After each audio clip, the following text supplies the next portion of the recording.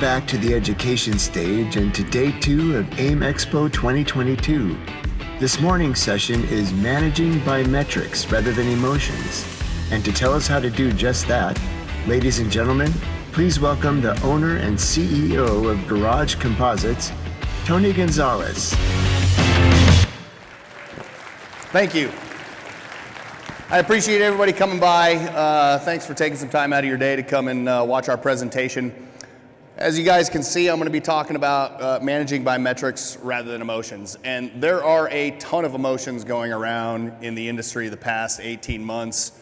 I know back in March of 2020, when all of this stuff hit and all the uncertainty, I had to look at my wife and tell her, if I was a dealer, the first thing I'm jettisoning out of my cadre of expenses is a consultant. So we went through that, and then we went through these massive ups and downs and supply chains, everything that we all know. And so there's a ton of emotion going around. And funny thing is, I was talking to this guy right here, Ron Perry, when he walked in, and the emotions going on right now are tax problems. And it's a really great thing to have, is that we have seen a tectonic shift that in my 21 years in this industry, I have never seen anything like this. And I've talked to a lot of astute dealers that have been around for 30, 40, 50 years, and they fully agree that they have never seen anything like this. And we're really enjoying it. But what it all comes down to right now is this is kind of what we're thinking about, is the money that we made. And if I was to call a dealer, the first thing that they would tell me is everything that everybody knows in here, which is supply. Supply is the big issue. So that's the biggest complaint. And then they're also going to say, I have never, ever sold as much, as quick, and made as much money as I have in the past 18 months in X amount of years that I've been doing this. It's absolute madness. And I say you're 100% correct. And I think the industry right now is suffering from two things. I think they're suffering from quite a few pitches being thrown down the middle with your eyes closed, swinging hard, and hitting home runs in that sales department like over and over and over. You know, if you've listened to any of the podcasts that Sam and I do, there are stories out there, and they're true, where I have customers that come in for a red motorcycle. Well, that's already sold. Okay, how about this orange UTV? Well, that's already sold. Well, what about the blue ATV? That's not available either. Well, okay, well, what do you have for sale? A snowmobile. Cool, I'll take it. Matter of fact, load up 2, get them on the trailer. There are stories that are coming out where customers are just coming wanting to buy stuff. So that's the first thing.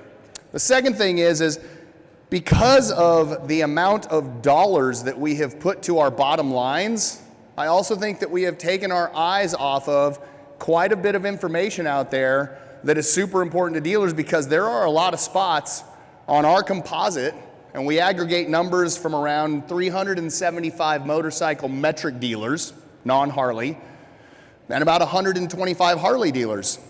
So what you're going to see today is I have taken numbers from our national norms, which are basically national averages. Who in here likes to be average? Exactly. So nobody raise your hand, okay? Because if you're average, you are the worst of the best, or you're the best of the worst, and nobody wants to be in that position. So the thing I want you to understand is you're going to be looking at average numbers here, but still absolutely profound. When you look at them, I want you to realize that obviously there's a lot of dealers that are above those numbers, and there's also people that are below that bring that down, okay? And I want to show everybody in this audience opportunity that should actually still make you feel a little sick to your stomach, okay? With that said, at any point in time, anybody wants to raise their hand and go to a mic and ask a question, raise their hand and go to a mic and say, Tony, you're absolutely full of crap, except for you. I will not field questions from you, Perry. Please go ahead and do so. Let's talk about it, okay? So the first thing I want to show you is what we're going to be discussing today. So the first thing is we're going to be talking about things like month supply. Will you have enough supply to sell in 2022 and in 2023? Second thing is line items per ticket. I want to talk about the parts and accessories department. How proactive are the people in your parts department? I would almost suffice it to say everybody in here would say not proactive whatsoever. I want to look at our F&I department and show you a really interesting trend that we're seeing that might make you pause for a sec and say, we must not be doing as great as we thought we were. And then I want to look in the service department and talk about what I call the holy trinity: productivity, proficiency, and efficiency, okay? So with that said, let's look at some unit sales and some month supply. The first thing I want to show you is these are metric unit. They are non-Harley Davidson starting in 2017 to your left. That gold color or orange is total unit sales, okay? The gray is brand new OEM manufactured sales, and that blue are pre-owned sales, okay?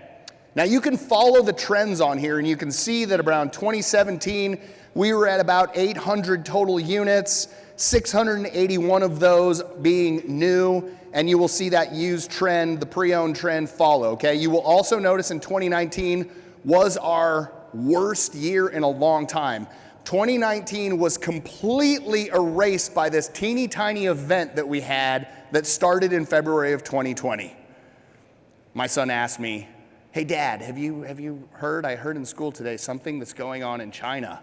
And is there any way that it could come to Steamboat Springs, Colorado, our little town? He's a worrywart about everything. I looked at him dead in the eye and I said, son, absolutely not. We're fine, man. They're gonna keep that in China. This happens all the time, and here we are, right? 2019 was erased by COVID. We were actually in a trend that had been going that way for 5 years that was down, and I remember conversations at the end of 2019 with dealers. They weren't fun, okay? But the one thing I want everybody to watch here is I want you to look at the pre-owned inventory levels that remain relatively flat. They remain relatively flat, little tiny fluctuations. So there's metric. Here's the operating profit over the past 5 years, okay? The first year, 2017, we were keeping about 6 pennies for every dollar that a customer spent in your dealership. We were putting 6 of those pennies in the bank. 2018 was the lowest profit at 4.5, and obviously you see the end of 2021 metric dealers were at about 10% operating, what you can actually take and put in the bank, 10 cents of every dollar, okay? That's really, really good when you look at, we were considering 5 and 4s before, okay? Remember, average. I have metric dealers that are doing 16% operating bottom line, 17%. I also have some that are still as low as 4. Sadly enough, if you can't make money in this market, man, I'm really worried for you in your future, okay? Let's look at this next one. This is month supply. Now, this is the one that I want you to focus on. Look at 2017, it's all over the board. Month supply is essentially inventory turns. In 2017, look at the black one, off-road, that's dirt bike category. We had 11 months supply at the end of December of 2017. That's when I was looking at dealers, and anybody that's in our 20 club knows at about, in normal times at about 6 months supply means you have 6 turns and it's December and you're gonna get allocation. What is your plan to sell this and still make money, right? And you will see how they fluctuate, but look at this. Look at where we all ended up in 2021. There are dealers out there that have less than 1 month's supply of stuff, okay? The big one I want you to watch is that orange one, pre-owned, less than a month and a half supply, okay? What do we know about the pandemic and supply chain from the manufacturers that we talk to? We do business with about 5 or 6, real intimate business with about 5 or 6 manufacturers in the motorcycle space and about 7 in the marine space. You know what they all tell us? Maybe the end of 22, maybe Q2 of 23, it starts to return to normal. They can guarantee you that you're not gonna be getting product, okay? So there's month supply, there's your turns that we ended up with, 350-ish, 375 dealers reporting into us, okay? This is the Harley Davidson numbers. Pretty steady Eddie. You will see that their numbers also climbed. What do you notice that's different about their new and pre-owned? Somebody shout it. More pre-owned than new. More pre-owned than new.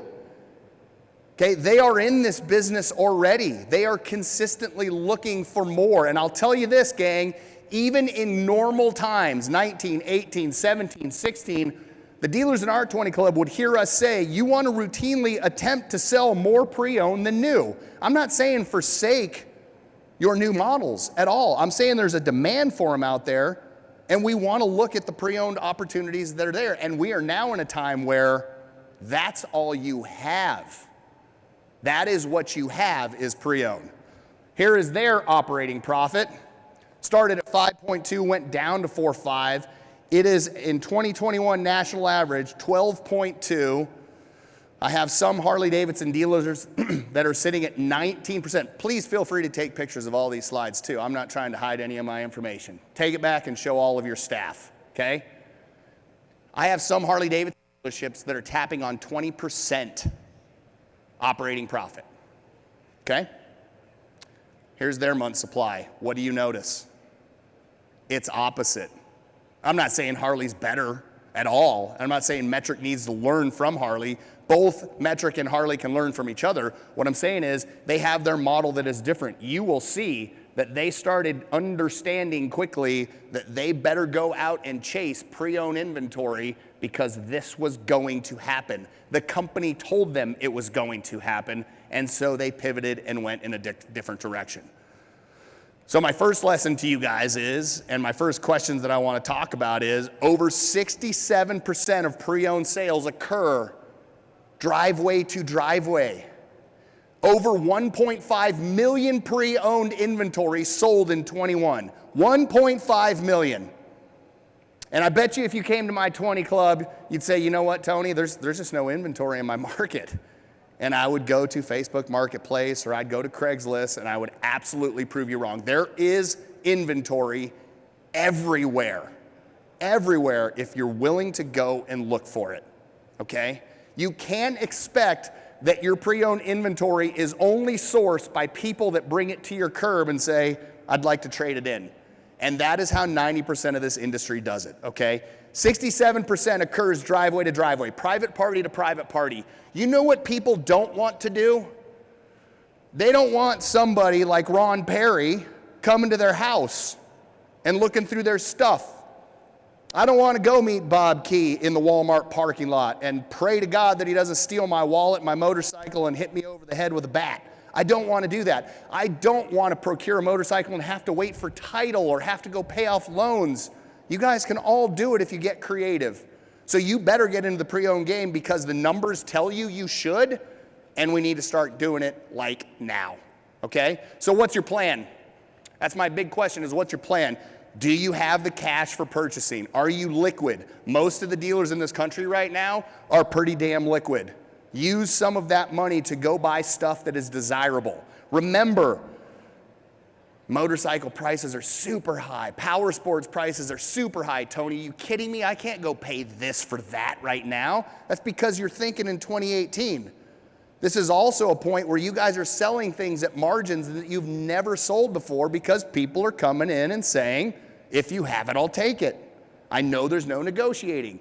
So you've got to have some cash for purchasing, or you should go secure some line of flooring. Number two, where are you sourcing your units?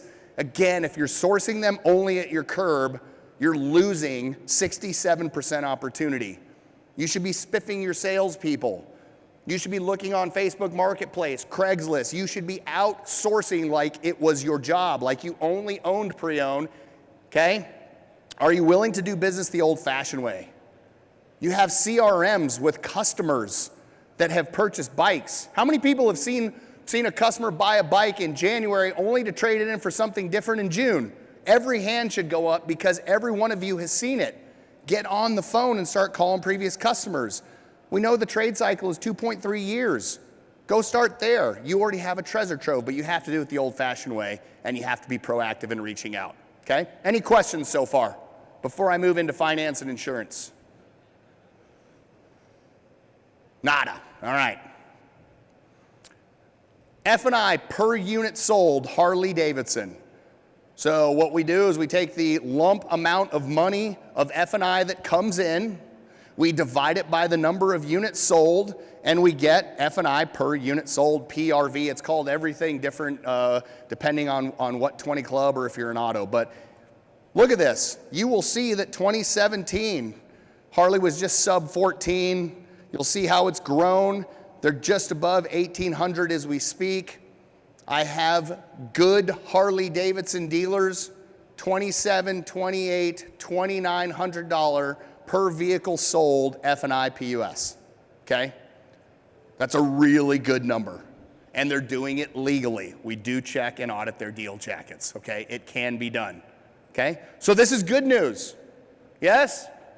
All right, let's look at the metric side of life. A little bit different at sawtoothing. We went down in 18, we're at about over 700 in 2019, and we're above 700 in 2020. So $700 per unit sold in the metric world. I have metric dealers that can do $1,300 to $1,600 per unit sold. Bob, you've seen one in your 20 club. They absolutely exist, okay? They have stout processes, really good F&I managers, and they're doing it legally, okay? This is great news too. Would you all agree? Yeah? Okay, here's my problem.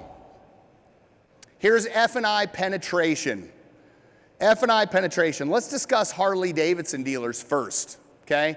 You will see that in 2017, they were penetrating high 70s. And then you will see starting in 19, they leveled off at 80% penetration. Is that awesome or what, metric industry? Would you love to have 80% penetration? Of course you would. Do I have a Harley-Davidson? I see one black and orange coat back there. Are you a Harley dealers? Okay, I have a couple Harley dealers. What should your penetration be in the Harley space? 92. 92. So when we're talking 80% penetration on average, I'm telling you it should be 92. Why? Because they have a captive financer in HDFS that basically writes free paper on everything. The only reason you can get declined for Harley is because maybe you're bankrupt and getting divorced and have debt and liens and all that. They may still finance you anyway. So do you see opportunity for growth? There should be. And do I have a lot of my Harley dealers that are at 90%? Absolutely I do. On the metric side of life, we see a more alarming trend in that we peaked in 2019, okay? We peaked at 2019 at about 57% penetration, and now we are down in the 40s. And we should be, because I have a lot of top 20 dealers, at 58 to 60% penetration. When you're talking 47% penetration compared to 60, you've lost 13 points of opportunity. Who here thinks they know what's going on? Anybody? I'm not even gonna make you go to a mic. Raise your hand if you think you know what's going on. Rick Alcon's the only guy that raised his hand. I see one back there, back there. Here's what I think. Remember, we're closing our eyes, we're swinging for the fence, we're hitting home runs out of the park, okay? They come in, our F&I PUS has shot up to $780, almost $800. The F&I manager is making more money than they have ever made before, and we all know for a fact, if I need to live on $80,000 a year as an F&I manager and I hit it, what do we know that they start doing? Coasting.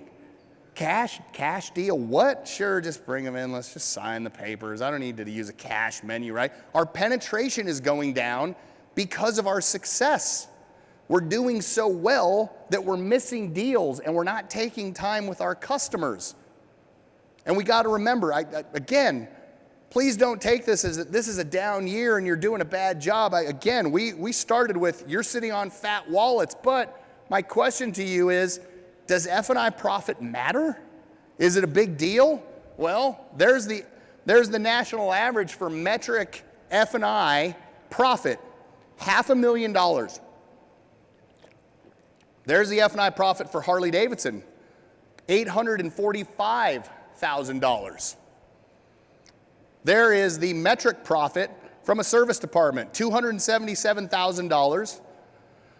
There is the Harley profit, $390,000 for service. Which one is more profitable? This is the one where you should be pouring your time, training, and money into. How about this? That's how many employees it takes on average to get those numbers. There's how many employees it takes to get those numbers. And I don't care what anybody of you say, unless there's service managers here, and don't get offended, every owner in this room would absolutely burn down their service department if they didn't have to deal with the problem of it. Service, I love you, and you're going to see that you're not getting the love that you deserve either in some of my later slides. You don't get the love that is deserved. They don't give you the tools that you need to succeed, but I'm telling you, every owner would close it down if they could and just make money off of the major unit sales. 75% of profit comes from major unit sales, gang. This number should be absolutely profound to you. So for all of you sitting in this room, and I know there has to be 4, 5, 10 of you that say, yeah, I don't really do F&I. I don't like F&I. You're crazy and you're doing it wrong. You're crazy and you're doing it wrong. You get a good F&I manager, you can just start pouring money to the bottom line, and they're not selling snake oil, people. They're selling entitlements, okay? So with that said, how early do you introduce your finance manager into deals? That finance manager should be an integral part of every deal. Doesn't mean they're working the numbers. That's a sales manager's facet. But I want to meet the customer before that deal is closed so you can see my face. I'm the business manager. I'll be talking to you later on today. You're going to have a great time in here today. Cool? How well do you cash convert?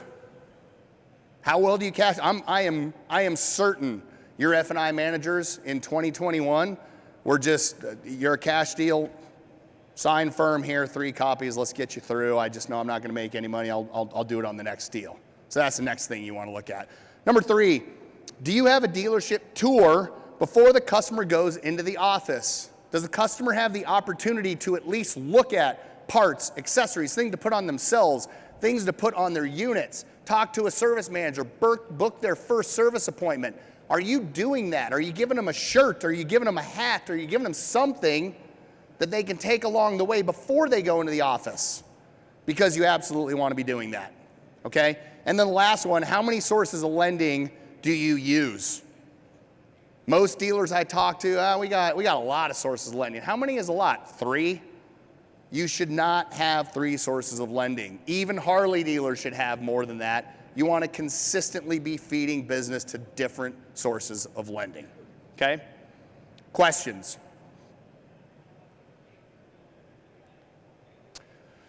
And then lastly on this one is, do you have the right person in the right seat in the bus?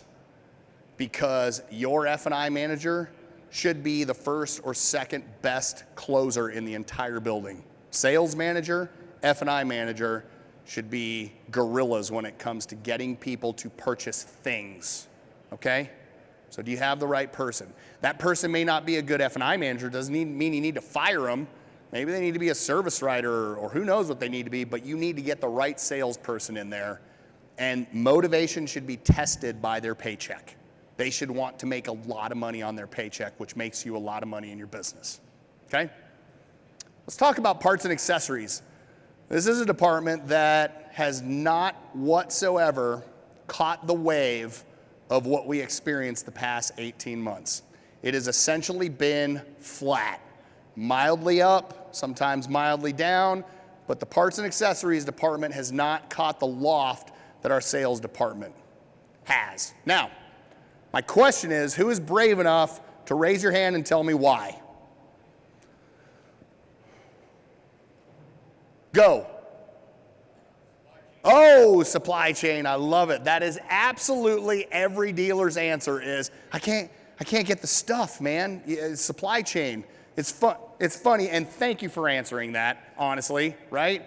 Ashley.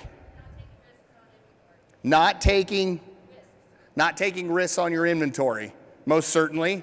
I believe both of those. There is some supply chain stuff for sure. And not taking risk, and also, yes. Pre-selling units and not accessorizing the unit right there. You're 100% correct. How about if anybody has a unit on their floor right now. How about accessorizing units on the floor to sell? That's another problem we see. Who else? Okay, good. All of these are really good answers. Supply chain I go back to, and the good news is somebody was gonna say it, thank you for being brave enough to say it. So supply chain, it's hilarious. I got back to traveling about a year ago, and everything that's going on. I have a bad experience on a plane. Well, it's COVID, supply chain. I can't get my room clean at a hotel room. Oh, it's supply chain, and we can't. The fact of the matter is everybody is thinking supply chain right now. Quite frankly, I think people are just living off euphoria of COVID, and they're just taking great liberties to do whatever they want to do with their life. But parts and accessories, I'm going to show you hard data that may or may not blow your mind, but it should at least make you take a step back. So let's talk about this. These are transactions. Transactions. This is parts and service combined, not sales transactions, but as many times as the cash register has opened. In the Harley space, you'll see 18 goes down to about 17, but they have remained relatively steady. 2020, they took a dip, but they're back up to what they were 2017 and 2018. The metric world shot down to 19. Again, 19 was not a great year. They started to pull their nose up in 2020, and in 2021, they remained flat. Now, I really want you guys to stop and think about some of the stuff everybody over here said, supply chain, whatever. The fact of the matter is, you saw my numbers when it came to unit sales, and you saw a graph that hockey sticked. It went like this from 19, and it shot up in 21 and 22. Major. You saw the profitability chart shoot down in 19 and go up like this through 2021. Why am I not seeing that in the parts department? Sir, don't say supply chain.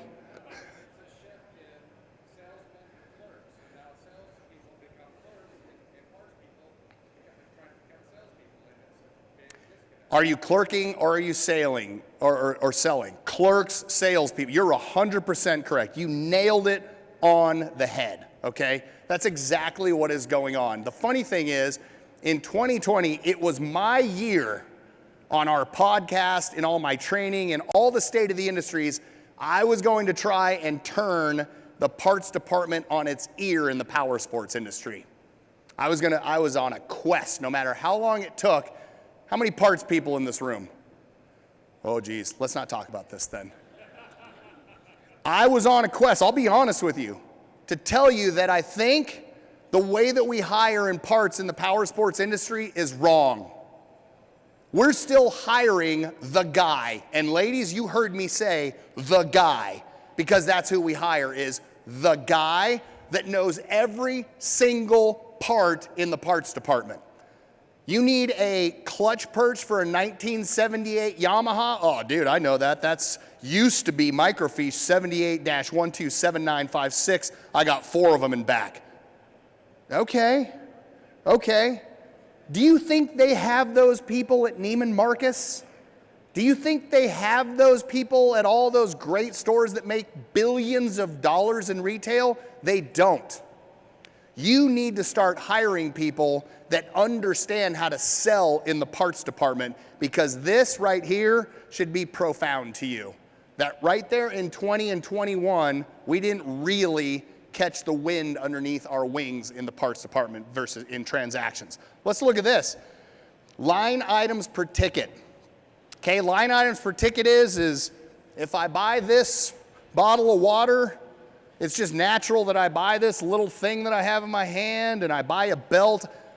What that means in your department is if I come in for some oil, you should be really trying to get a filter, crush washer, blah, blah, blah, blah, blah. If I come in for a helmet, you should be talking to me about gloves and jackets and pants and all that stuff.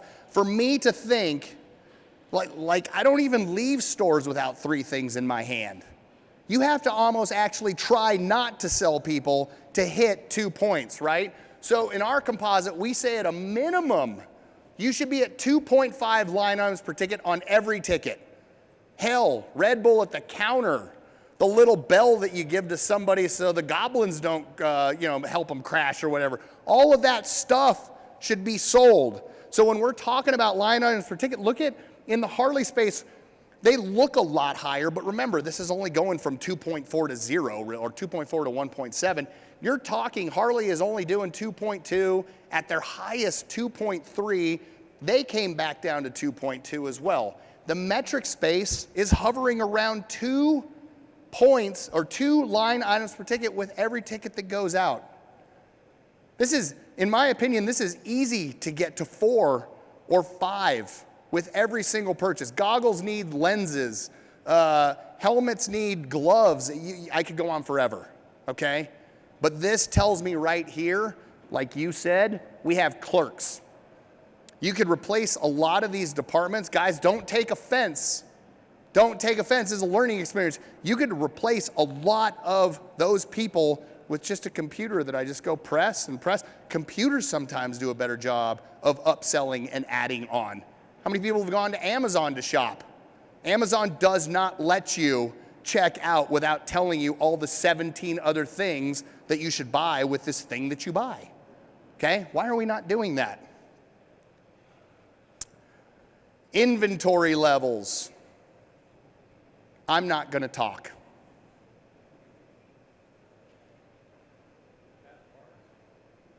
That's parts and accessories. Oh, yeah, I notice a quiet hush because what we can't do is say that we don't have the inventory. Our inventory is up. Our inventory is up. You know what else is up? Our obsolescence. Anything that's had a birthday. 366 days old. Harley Davidson is about flat. Metric, you put close to $80,000 of combined obsolescence in 2020, and you put almost 90 in the back warehouse to collect dust in 21. You can't tell me that you didn't have the inventory. Now, you may not have had all the choice things that you normally do, the roofs, the lights, the bumpers. You know, I'm still waiting for my Polaris sled. All I need is one wire to collect my ride command to connect it to my sled. I've been waiting on that for like 5 months. So there has been some problems, but you can't tell me that it's a supply chain issue. It's not. You've had the inventory. Those are real numbers out of our composite. Okay? Take pictures of those. Go back and show your staff. So my question to you is, my friend, you brought up a really good point here. So is your manager a great parts manager? And I want you to go back to your dealership and I want to reconcile what that means. What is a great parts manager? A great parts manager should know where every spring is in the building, but a great parts manager should be able to tell you, Ashley, today you're going to spend 4 hours on the floor. You're not to come back to the cash register. You will go and greet every single one of the customers when they hit the carpet or the tile or wherever they are. You're going to go talk to them. And you're going to help them try on coats, and you're going to add on and upsell, and you're going to recommend stuff up until they tell you, shut up. I just want to buy these 5 things. That's it. I'm done. Okay?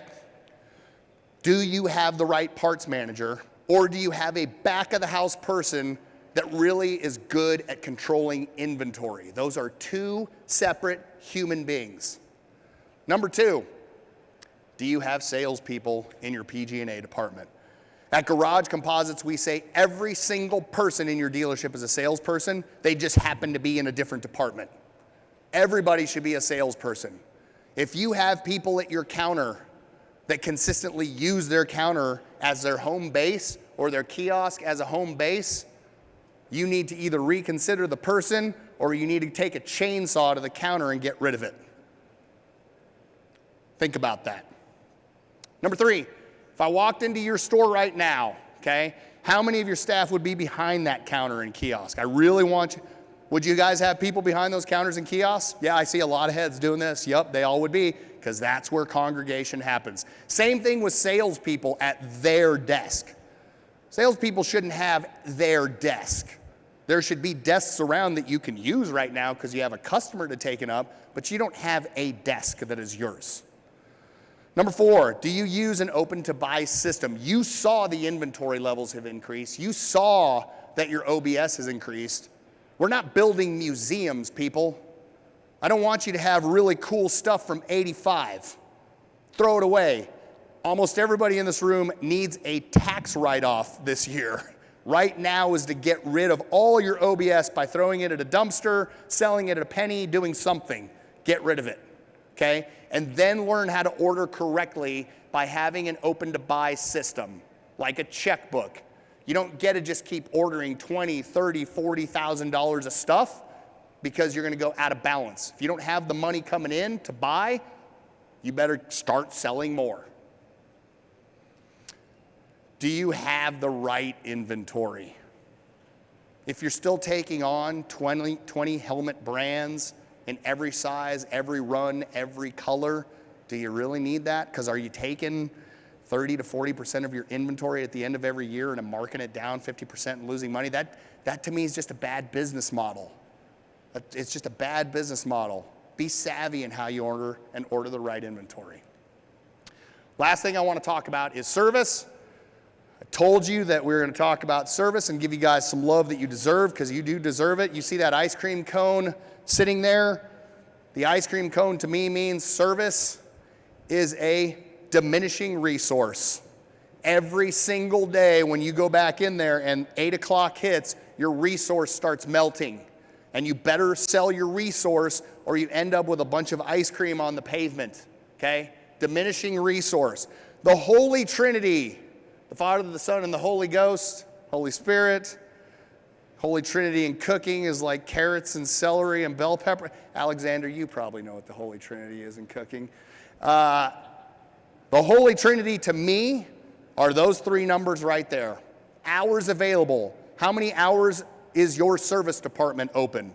Hours billed. How many of those hours have your service riders booked? And hours worked are how efficient have your technicians wrenched on something, okay? Or how long did it take? If your hours worked are over hours billed, you're not doing a good job. If it's below, you're doing great. Every really good technician should be able to take care of an hour job in a half hour. Don't quote me on that. I'm just saying they should be able to do it in less time, okay? That's the Holy Trinity. We have to start measuring these numbers. A lot of dealers don't. Because what you get from the Holy Trinity is you get your metrics. And inventory levels is what I call it in service, because that is what your inventory is. Your inventory are your hours and your techs. So efficiency is created by taking your hours billed, okay, dividing it by your hours worked. Taking your hours billed, dividing it by hours available gets you proficiency, okay? And hours worked versus hours available gets you productivity. When we look at that, let's look at some national averages here. So you take these I got right out of our composite books. They are average numbers. You will see that hours booked, 5906, divided by hours worked, 5486, so on and so forth, get us 107% efficiency for the year. Good work. 70% proficiency. That's not good work. That means 30% of your time was lost. 30% of your time was lost. Productivity was 64%. Productivity was 64%. One of the most important numbers that we have on here is that middle number, because look at this. It tells us that at 70% proficiency, we lost 2.5 hours per day in our service departments between our techs. You have 10 techs, all of them combined with their proficiency numbers, you lost 2.5 hours. In the Harley space, they lost 45 minutes a day. Take that day, multiply it by how many days you're open, multiply it by the weeks, and guess what you have? A lot of inefficiency in your service department to the tune of, get ready for this. The Holy Trinity says hours available were 8442, billed was 5906, worked 5486. With that proficiency number, what I want you to do is, if we take those, right, we subtract, we're going to get that number of 2514 hours left. Hours that you did not bill. You take that and you multiply it by the average labor rate in the power sports industry, which is $120, which I will profess up here is too low. You're worth way more than that. Every service department well, I shouldn't say that. There's probably some of you that aren't worth much at all, but no, for the most part, I want you to believe that you're worth more than the 1970s rate of $65 an hour. Standard is or average is 120. You multiply that, you get $301,000 national average melted to the floor. So when we're talking about shutting down service departments because it's just a dumpster fire back there and it's a pain, it's a burr under my saddle, you have opportunity to make a lot of money in service if you were to do some things differently. That's lost labor. You'll never get it. That's essentially breakage in the service department. Okay, shrinkage. Now, surgeons need nurses. You might say, Tony, those numbers don't reconcile. I don't even understand how that works. Well, your technicians might be fantastic, but your surgeons need nurses. I was just getting my wife's car out of the Subaru dealership like 3 or 4 days ago. As I'm walking in, I see somebody that's clearly a technician coming out of the work area and going up to the service rider. I'm talking to the service manager, getting my keys back. I see a second one come in, filling out my bill. I see one technician leave with an armload of parts, walking back to their bench. As I sign and walk out the door, I see the second one grabbing their parts and walking over to the bench. You need to have somebody doing that. And people in my 20 Club have heard me say this jokingly. If I could catheterize my technicians, I would do it so that you don't ever have to get up from your bench. You have everything. I'll bring you pizza. You have your bathroom break. You just stay right here and keep turning, right? You need to get people to help your technicians. You need expediters. You need people to move units. You shouldn't have technicians doing anything but turning. Next, technicians need to clock in and out of jobs, period. Now, if you're looking at me saying, Tony, we do that. I got this little big chief and a crayon over here. I keep track of all. That's not good enough. Technology today, relatively cheap. Lightspeed does it. You can make a Google sheet for it. They should clock in and out of jobs because you'll never get the Holy Trinity if they're not clocking into this job right now, wrenching on it. Well, hold on, Tony, what about multiple jobs? Okay, well, just press stop, and when you come over here, press start and start over here. It's just as simple as that. People want to make this like it's rocket science, and it's not, but you want the Holy Trinity so you can really understand if your technicians are doing well. You need an expediter, a chauffeur, an extra person in admin to make those calls so the service riders can tend to the customers. Whatever it need be, you need more nurses. You don't necessarily, everybody's saying right now it's hard to find techs. You're right, it is. When you find one, do everything you can to keep them, pay them well, be loyal to them, but you also need to have all the ancillary people to help them. Pay plans matter. What is their incentive to work? If you are still paying your technicians a stout amount of money hourly, that's not right. You should be looking at a flat rate pay plan. What about winter, Tony? We can figure winter out with going to some sort of draw or base in the winter, but you want, and the best technicians in the world, they want a flat rate pay plan because they know they can work it. They know if I'm making 40 hours a flat rate, man, I'll make double that because I'll turn that wrench twice as fast. I'm that good. Technicians that want hourly high pay salaries, you got to ask yourself, is that the right person? Okay? Service does not have to be the necessary evil, neither does parts. We just have to give it the same attention and love as we do as the sales department and the F&I department, and we can make decent money, most certainly by measuring those metrics. With that said, everything I just talked about, you can get for free here. We're on our 100th episode. It's on Spotify. Listen to the GarageCast. We talk about all of these things for free. Get your people listening if they're not already. And my name is Tony Gonzalez. I thank you so much for spending some time with me. That's how you get in touch with me. Have a great show.